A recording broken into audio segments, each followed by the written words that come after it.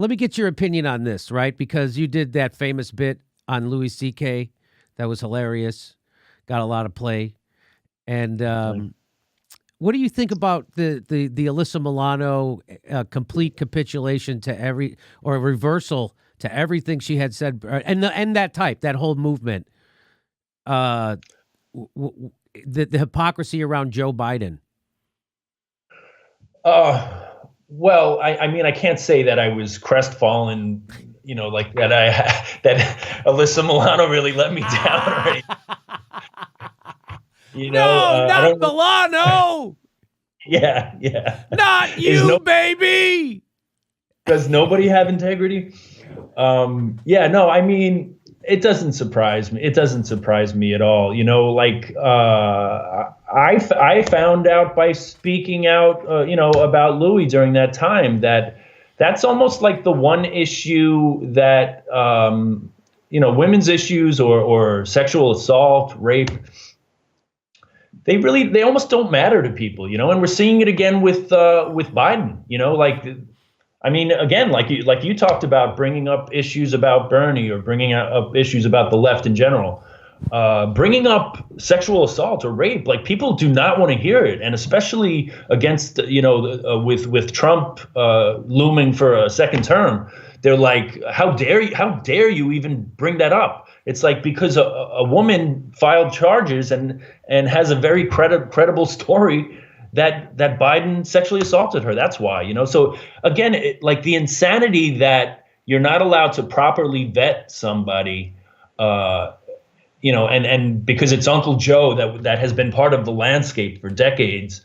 like that you're in the wrong, that you have the audacity to even point it out. It's mind-boggling. And isn't it also mind-boggling? It is for me to see Bernie Sanders sit there and tell everybody to vote for Joe Biden when everyone knows he's demented. And it's just like he can't. All he has to do is go, "This guy's demented. Could I be president now? Could I be the nominee?" Right. Like that's all he has to say. It's all he has to say. Everyone knows he's demented. But it's just weird to see him sit there and go, "You have to vote for a demented guy. I'm going to try and make this a more progressive demented guy." Which is just hilarious because there's no way that's happening. And he already pledged to, even if it passes, he's going to veto Medicare for all. He said it. But isn't it weird for you to see, so AOC has said it's legitimate to bring up the accusations. That's as good as you can get. Yeah, I mean, she's kind of the pillar of truth telling in that she even says that it's problematic. I think she said something like she was withholding her endorsement. But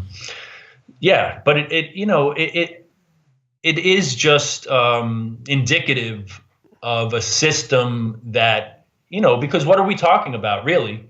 We're talking about the influence of money, because if people were speaking freely, right? If people were speaking the truth, a guy with a rape allegation, whether it was Trump or Biden, that should just, excuse you from even being in consideration, And I think that's a fatal flaw of Bernie, that, a guy who built his career as an independent and as kind of a firebrand and a truth teller, has really kind of cowered around some of these really important issues. I guess ultimately a product of that system is ultimately going to bend to its will. Yeah, I guess so. It is weird to see. Wow. Yeah, I mean, over years though, I've and I'm sure you probably feel the same way. Like you kind of saw enough breadcrumbs where you were putting the clues together with Bernie, like. He just doesn't have that in him. He doesn't have it in him. Yeah. Well, after I found out that he had a secret deal with the Clinton campaign in May before the convention to have a non-aggression pact, and then he gave his email over to Robbie Mook to tell everybody to be calm and be respectful inside the convention, which is not what conventions are supposed to be about. They're supposed to be raucous. and he didn't tell anybody. It's like when I found that out, I was like, oh, mother. I mean, that is beyond the pale for me, right? And everybody was upset that how he didn't stand up for his delegates and let them be defraud, all that shit. And they were, they put Michael Bloomberg on stage, but they wouldn't let Nina Turner, a billionaire who instituted stop and frisk, gets to go on stage, but fucking Nina Turner couldn't. It's just shit like that was just, and that he never said anything. Then he never said anything about the rigging, which Donna Brazile admitted to. Even Elizabeth Warren is on tape twice, being asked if she thought it was rigged, and she said yes. And it's in Donna Brazile's fucking book. It's not like it's made up. Everybody knows what it is, but everybody pretends like it didn't happen. And he never made them pay a price for that, which is also a letdown. He never even, the biggest reform he got out of that was to move superdelegates to the second ballot, which we now see is, not really a victory. And I don't understand why you couldn't just say, hey, if you don't get rid of superdelegates, we're not signing off on this. That's it. And then then you can keep them, but we're not signing off on it. I'm not taking half a loaf on this. And if you guys want to keep your superdelegates, I'll just walk and say, you keep them. It's your party, but I'm not signing off on it, because now because they were getting ready to fuck him in the second round. They don't have to anymore. They found a different way to fuck him, but they were getting ready to say that. And they were already starting to say, Bernie signed off on these rules. These are his rules that he appointed the people on the committee that came up with these rules. They were already saying that stuff. So it's just, so anyway, I guess the question was, when did I start putting the crumbs together? Was then. It was when I found out all that stuff about what really happened in 2016. And then when he didn't hold anybody accountable for it, and then he would just ignore independents. He never would talk about an independent candidate. And it was obvious he was going along with the party and wanted his leadership position in the party. And and I was just like, well, hopefully he'll still be able to win somehow. And even though he's not going to run a real campaign, which he didn't, you couldn't make a difference. You couldn't let people see the difference between you and Joe Biden. The problem. And I'll tell you what else gets me angry, Jimmy, is that kind of the foundation of the whole campaign was small donations, right? Yeah. From people, and that makes me angry that you're taking money from people. Do you think those people right now would love to have those $27 donations back, or the $100 or whatever they gave over the course? I was getting texts like every 5 minutes from the Bernie campaign. Oh, can you, we threw them a little bit of money, but like they were texting. It was probably towards the end of the campaign. It was like 5 days a week. It's like now I get that you're building your campaign on this is funded by people, not Wall Street. That's great.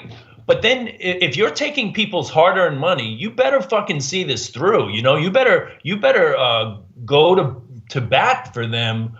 And they didn't. They cowered. To take people's money that they don't have and time that they can't afford that they invested in the campaign.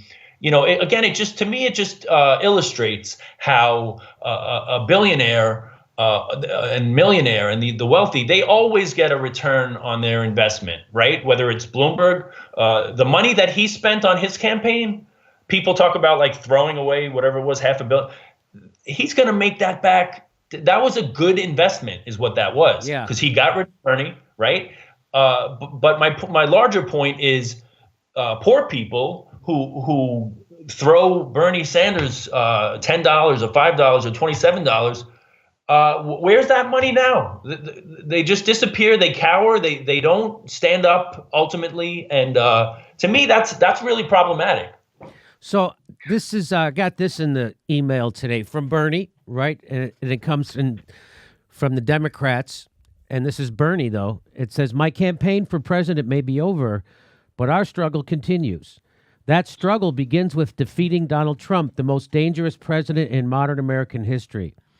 Which I got to tell you, every time he says that, it makes me cringe because it makes him sound like a hack, and he's pretending Donald Trump is the problem instead of a symptom of the problem, and that just it's such a misframing and it's such a hacky thing to do. What do you have anything to say to that, Ted?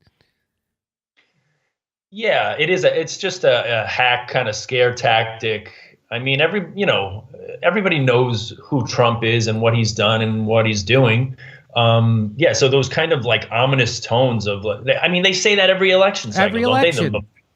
the most important. This is the one. So it goes on. He says, I will also be doing everything in my power to elect strong progressives at every level of government. That is why I am about to ask you to join me by making a donation to the Democratic Unity Fund. Independent Bernie, right?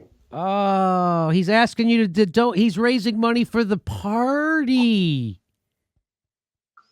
He's not raising money for individual progressives or even progressive organization or something or nothing. Not for the Democrat, the party that fucking crushes progressives. That's so why maybe I got my. Go ahead. Maybe I got my wish. Like that, we're seeing Bernie as the center. He is the center in our lifetime. This is like a center type of move, right? I mean, that's not a progressive thing to do. You know, like it almost makes all of his rhetoric ring hollow. Yes. When you talk about the influence of money and you talk about rigged systems and you talk about, the 1% control, it's like, well, who do you think you're raising money for by sending this email out? Right? Did you think the Democratic Party is not owned by Wall Street and the military-industrial complex, big pharma, and health insurance, and fossil fuels? Who the hell do you think? What the hell? Are you kidding me?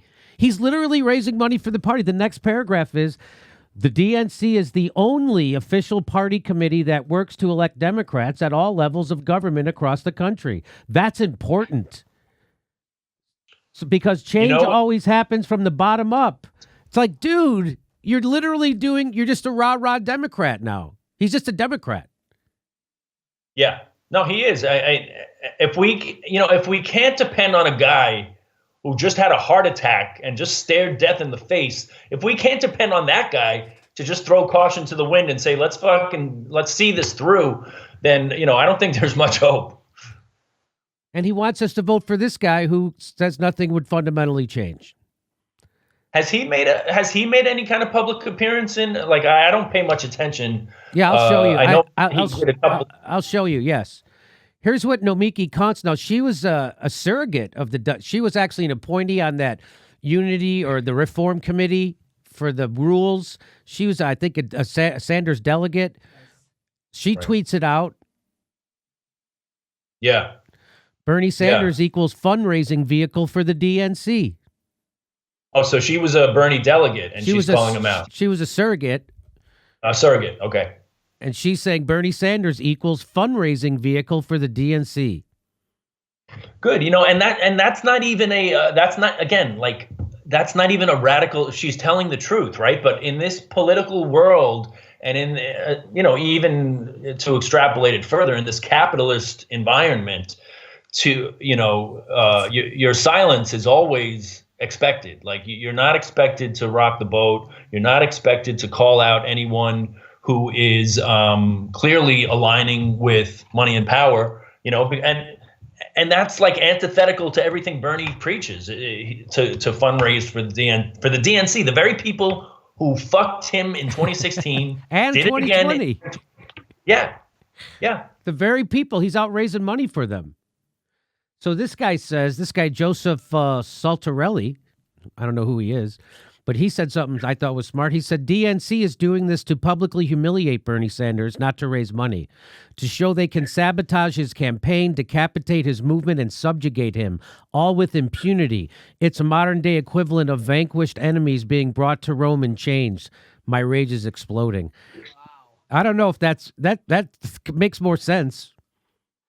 I mean, that seems a little dramatic. I think Bernie just doesn't have it in his DNA to stand up, really. I think he's kind of despite the fact that he's been an independent, he knows these people. Like, he says it all the time, right? I'm friends with Joe. We've known each other a lot. He knows these people. They're friends, So ultimately, for this guy to truly be a champion for the downtrodden and for people who are struggling and those people that were online waiting for $30 of food, that's really who Bernie Sanders is the mouthpiece for, and I don't know, maybe we just expected too much of him, because it hurts when there's really one guy on the landscape who, he was the only one, certainly in 2016, saying those things.